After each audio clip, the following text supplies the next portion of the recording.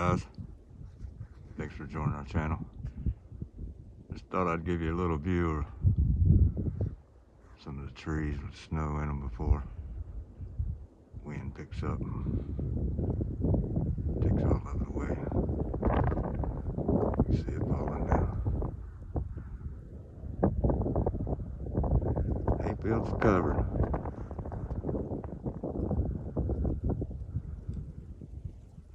Be interesting to see how long it takes to thaw out.